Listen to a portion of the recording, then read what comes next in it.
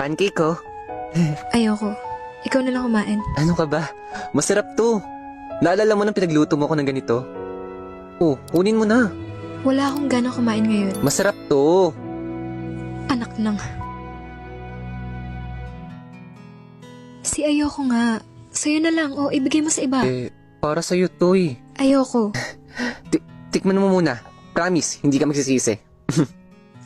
Ayoko nga. Ay, tikman mo na. Say, Ayoko nga sinabi. Okay lang. Kukuha na ako ng bago. Itigil mo na to. Hindi ka ba nakakahalata? Hindi na tayo babalik sa dati kaya sumuko ka na. Yeye! Bakit ako susuko? Sumuko ka ba nung pinagbintangan ako magnanakaw?